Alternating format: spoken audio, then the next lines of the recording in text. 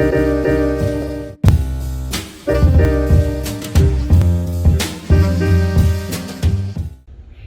everybody, welcome to Bub Bass Anglers. It's been a while since we've been in here. I've been busy fishing and stuff, and kayak tournament and all that stuff. I wanted to talk about a serious issue today.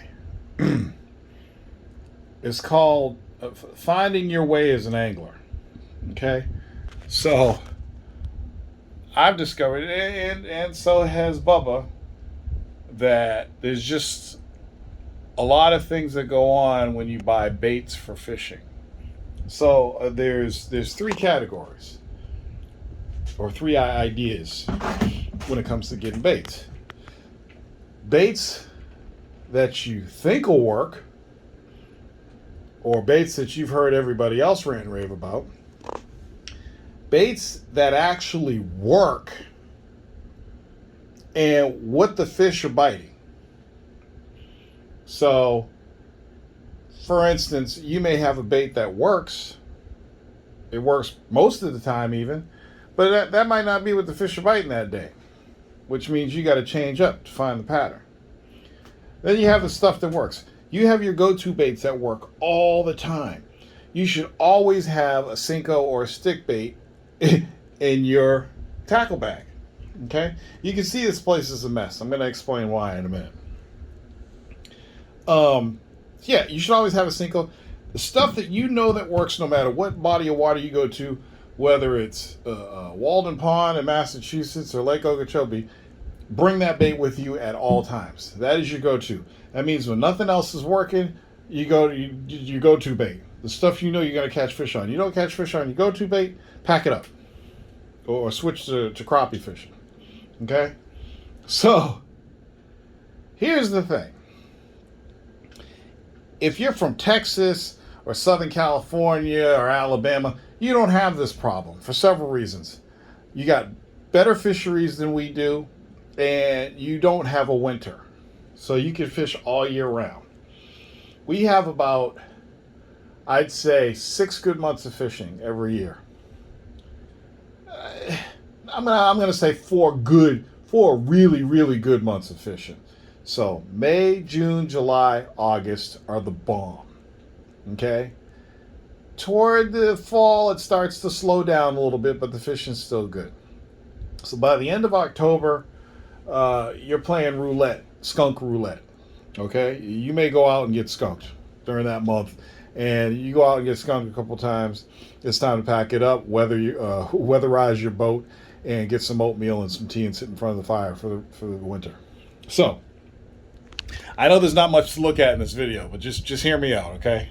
Because I'm in here for a reason. So, during those winter months, and I'm going to just talk about me personally, Bub and Ed laugh at me because I love to buy baits. Every year I do a huge tackle warehouse order. I get a bunch of stuff that I think looks cool, that I think is going to work.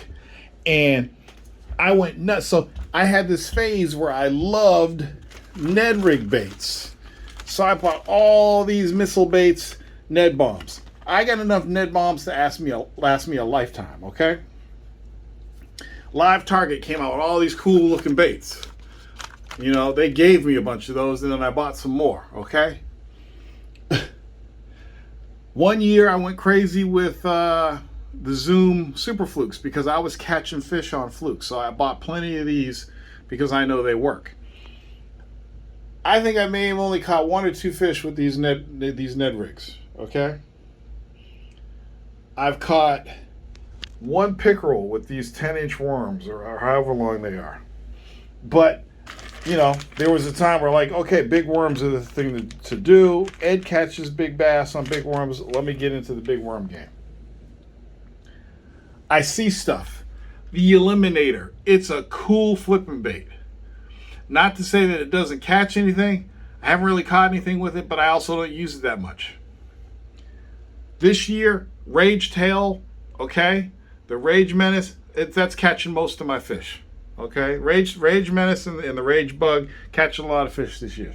I picked up this Yodo worm because I think it's cool and it's great on a Ned rig or great on a Texas rig. You know, that one day I caught 10 bass on a coffee tube, so I stocked up on coffee tubes. You know, the times when 3-inch Senkos were popular, I got some Stickos and I invested in some 3 and 4-inch Senkos. And Z-Man is the shit. You know, got a bunch of Z-Man for Neko rig, blah, blah, blah. Obviously, you have to have purple bags. You got to have Berkley Power Bait Max. You got to have that. Not only does that stuff work, but it consistently works, whether it's a stick bait or a flatworm or a hitworm. This stuff just works. So this is always going to be on my wall. So, and then I got all my crankbaits. I went crazy with rattle traps and lipless crankbaits. I've only caught one fish on a lipless crankbait, and that was a catfish. And I try to use these every time I go out. The crankbait bite this year has been horrible. Maybe it'll get better in the fall. I don't know. But you see what I'm getting at. I buy too much stuff. Yes, I wanted to fill the wall, but I also wanted to give myself tons of options, because when you're looking for a pattern, you got to have everything. Is it the right color? The right presentation? Do they want a jig? Do they want a flipping bait? Do they want finesse? Do they want a moving bait? Do they want a crankbait? Do they want a jerk bait? Do they want red, chartreuse, green pumpkin, watermelon, black and blue flake? You got to have all that stuff, because you don't know what the pattern is on any given day, and you need to be able to find it. So you start buying stuff, and then you start buying multiple colors. Anyway, I have a bait problem. I bought too many baits. And since this has been our best season ever, double-digit numbers for the whole crew, catching 20, 25 fish every trip out now, we're starting to find out what really works for us. And even though they said red is a good color in the spring, this shit don't work in New England, okay? Red don't work in New England. At least not for me, okay? Everybody rants and raves about chatterbaits. I think I have 12 chatterbaits in my tackle box. I think I've caught 2 bass on chatterbaits, and I try to throw a chatterbait every time I go out. You can't buy stuff just because KVD uses it, because some YouTuber uses it. You have to buy stuff and use it and see if it works. And if you get consistent bites with things, then you stick to that bait, because that's money, okay? Those Cotton Cordell crankbaits, money, okay? These Booyah topwater poppers, money. These Lunker Yappa bugs, not so much. You know? Okay? I got Kitech swim baits. I got all these Kitech. Duckett sent me these. They're really cool. I've actually had bites on these.